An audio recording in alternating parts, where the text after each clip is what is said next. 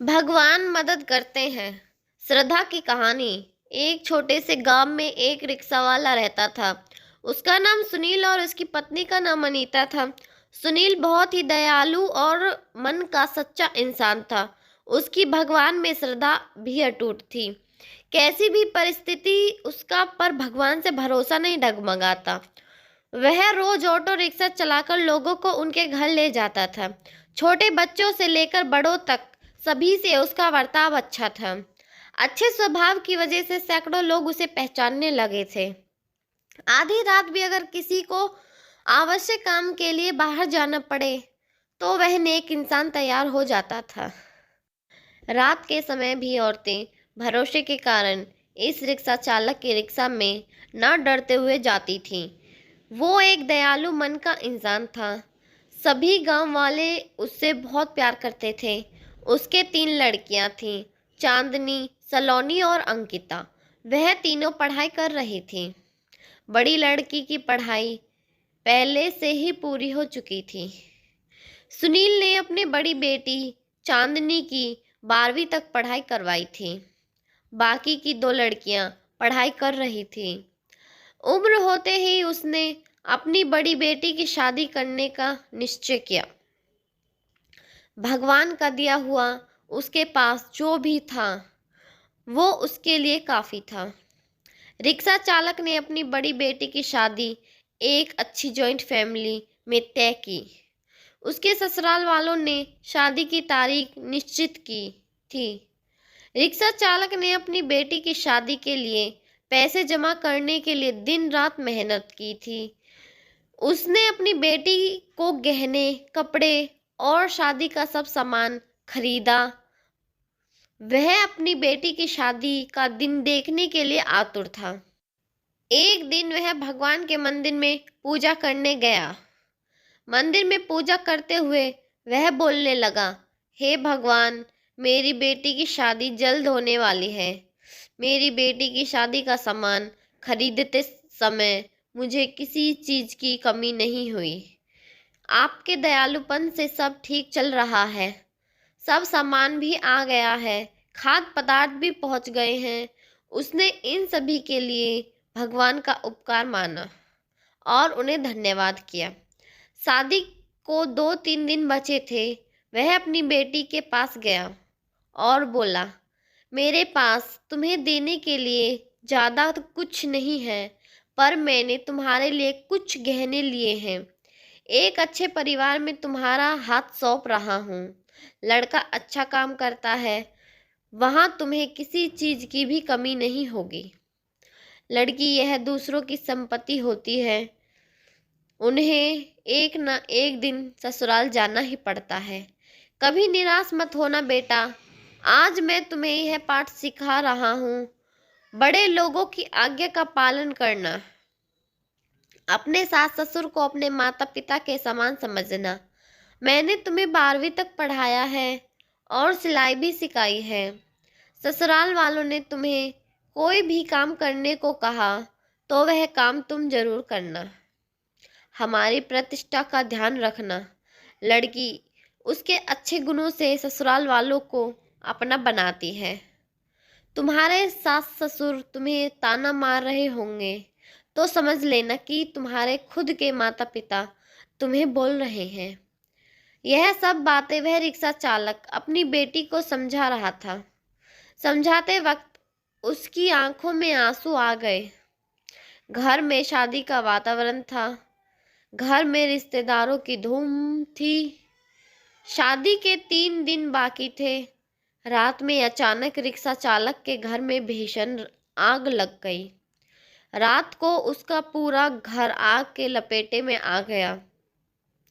उसके घर में एक छोटी बेटी अंकिता पानी पीने के लिए उठी। उसने देखा कि आजू बाजू में सिर्फ धुआं ही धुआं है और उसने अपने माता पिता को जगाया।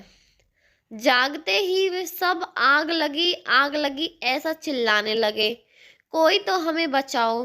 बड़ी मुश्किल से रिक्शा चालक ने पीछे की बालकनी में जाकर खंबे के सहारे से बालकनी से बाहर जाने का प्रयास किया। घर के सभी सदस्यों को जैसे तैसे उसने बचा लिया, लेकिन घर में आग से सब सामान जलकर खाक हो गया। आग में शादी का सब सामान जलकर राख हो गया था। जहाँ थोड़ी देर पहले खुशियां थी, वहां का दृश्य अभी देखा नहीं जा रहा था। जिसने देखा उसकी आंखों से आंसू आने लगे। सब सोचने लगे, बेचारा अब क्या करेगा। चांदनी उसके पिता की तरफ दौड़ते हुए गई और बोली, पापा निराश मत हो, पापा थोड़ी भी चिंता मत करो, यह सब मेरे नसीब में लिखा था। बुरे वक्त में हम हार नहीं मानेंगे। मैं आपका लड़का, आपने हमें लड़कों के जैसे पालन पोषण करने में। सलोनी और अंकिता भी, यह दोनों उठ गई थी।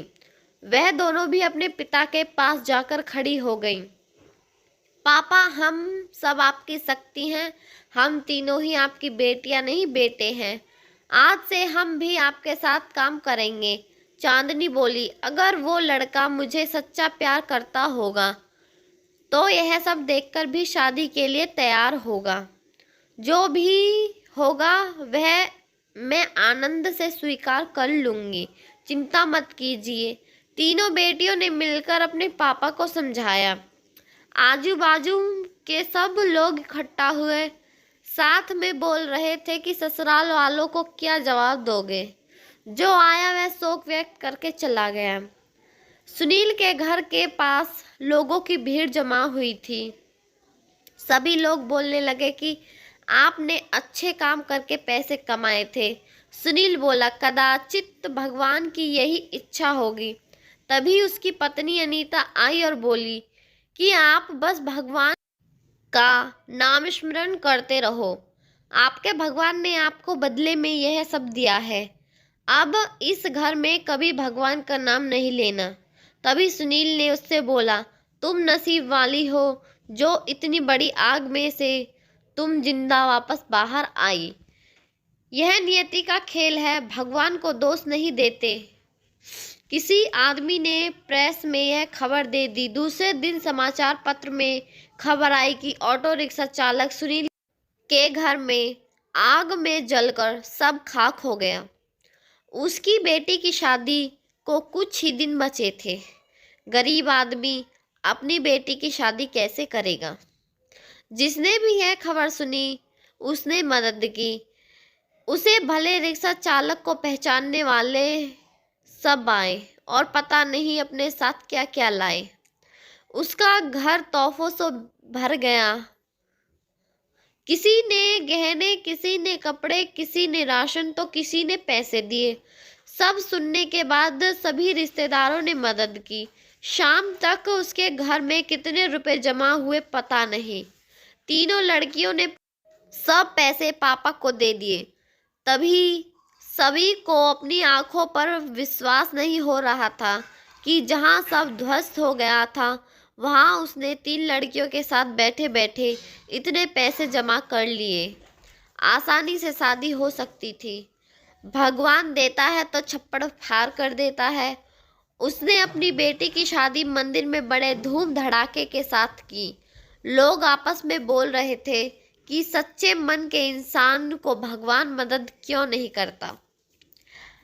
आज भगवान के इस चमत्कार पर सभी की श्रद्धा थी। भगवान जो भी करते हैं वह अच्छा ही करते हैं। रिक्शा चालक की पत्नी बोली, मुझे माफ कर दो, गुस्से में मैं भगवान को क्या कुछ नहीं बोल दिया। तीनों लड़कियां हंसते हंसते माँ की तरफ देख रही थी।